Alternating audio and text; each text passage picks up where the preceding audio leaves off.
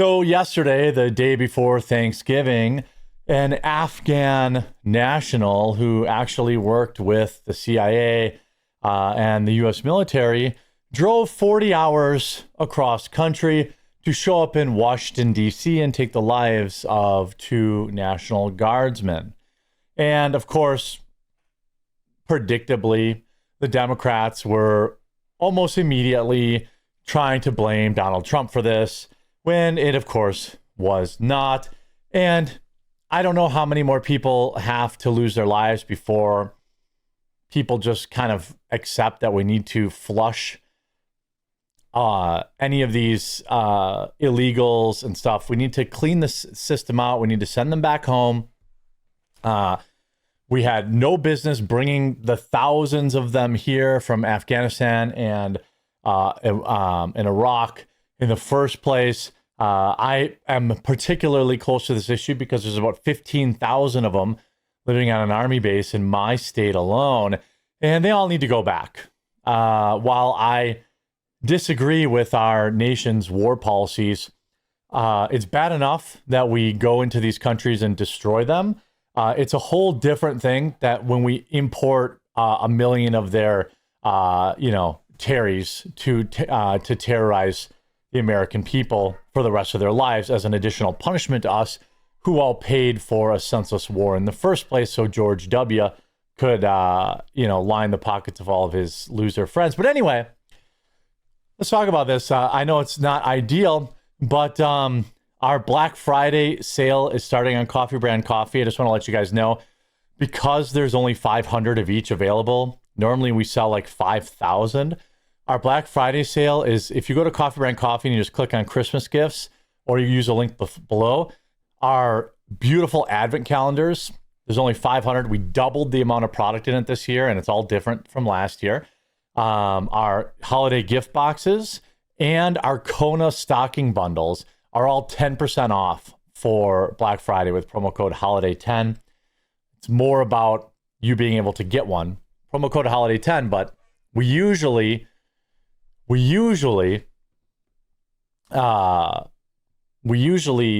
sell 3,000 or 4,000 at Christmas. So make sure you get yours today. Pre-order it today. National Guard soldiers shot in Washington, D.C. attack are named as Afghan gunman's chilling 40-hour drive across the country emerges. Andrew Wolf and Sarah Backstrom were identified in a press conference on Thursday. Shout out to the third National Guardsman who took on this lunatic with a pocket knife, I believe I saw in the reporting. DC Attorney Gian Piero revealed that both soldiers had only been sworn into West Virginia National Guard days before the attack.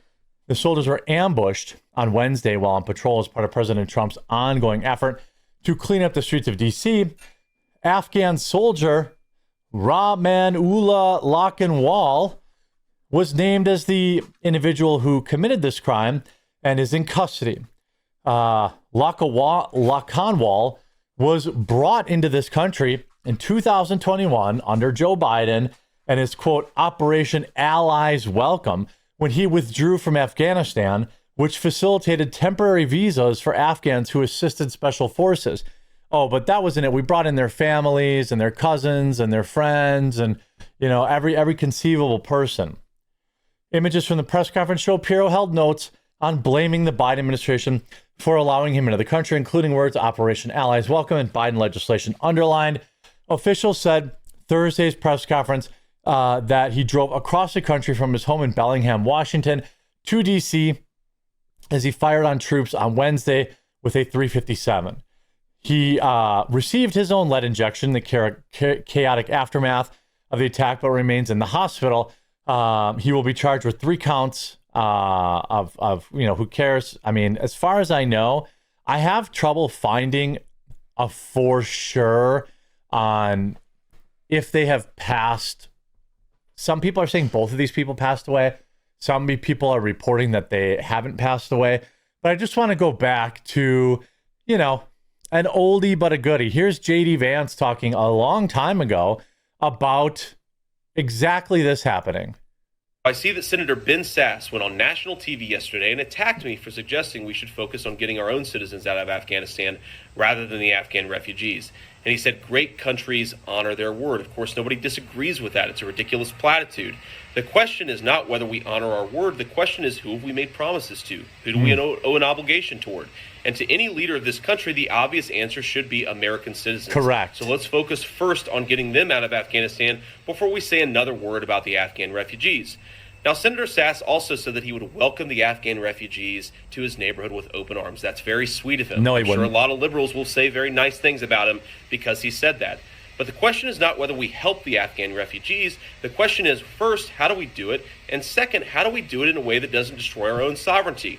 So let's have an honest question about what exists in Afghanistan. According to Pew, 40% of the people there believe that blowing yourself up, committing a suicide bombing, is an acceptable way to solve a problem. Oh. So yes, let's help the Afghans who helped us, but let's ensure that we're properly vetting them so that we don't get a bunch of people who believe they should blow themselves up at a mall because somebody looked at their wife the wrong way. That is not real leadership. Real leadership is accepting the trade-offs of the situation, putting our own citizens first, and not dealing with fake platitudes because it gets people in the media to say nice things about you. Oh, it's almost like J.D. Vance predicted this would happen. Now, he actually was an Afghan national who served fighting alongside or assisting the United States military. He, of course, was allowed to come in with a visa and then, like always, overstayed it because none of these people actually leave. None of these people actually leave when you give them a temporary visa. Why would they? You think this dude wants to go back to Afghanistan? Now, he said his involvement with the CIA was, quote, as a member of a partner force in Kandahar, which ended shortly after a chaotic evacuation. Like President Trump, Ratcliffe slammed the former administration's disastrous actions during the withdrawal of Afghanistan, which allowed unvetted foreigners to enter the United States on temporary visas, and then, of course, like we all know, never leave. The individual and so many others should have never been allowed to come here. Our citizens and service members deserve far better than enduring an ongoing fallout from the Biden administration's catastrophic failures. And in my opinion, Joe Biden has blood on his hands here. And, you know, I think ultimately we have to, like, I don't care how many crying babies they want to show on the news. Everyone has to go. Every illegal has to go. Everyone who's overstayed. Every one of these Afghanis or Iraqis that we brought in, they have to go. All of them. 100% of them. They all have to go. And I don't know how you do this on like the legal precedent, but I feel like couldn't we just say that, you know, we're under attack? You know, these foreign hordes are taking our lives. They're attacking our military. I feel like we have to get some sort of, you know, wartime declaration here to get, I don't know the legalities of all this stuff, but like, why isn't our military deporting people too? The entire National Guard should be mobilized to work alongside ICE and protect ICE and just get this done. Why do we need to do 100,000 illegals a month? When we could do 1 million. We have the greatest military in the world. We have the National Guard. We have ICE. We have the FBI. We have local police. Every single one of them should be converted into an ICE officer to deport them all. Every one of them. Why do we need to let this play out over 4 years? We have the greatest military. We have our National Guardsmen. We have a gigantic police force. We have a gigantic FBI force, CIA. Everybody gets to put on an ICE uniform and go to work. I mean, this is the only way you're ever going to make a real dent in this. You know, deporting a couple of thousand people a month isn't going to get the job done, Trump. Like, literally declare whatever you need to declare and mobilize every body you have and make them all ICE agents and clean them out. Send them all back. All of them. The women, the children, the good, law-abiding, other than overstaying their visas, I don't care. They all have to go. All of them. I mean, he overstayed his visa, And then like people on the left are trying to be like, well, oh my God. I mean, like, Trump renewed his, the only reason he was here is because of Biden, period, point blank. By the way, one of the wounded National Guards members volunteered to work that day so that he could spend Thanksgiving with his family. Now, ultimately, I have not, like,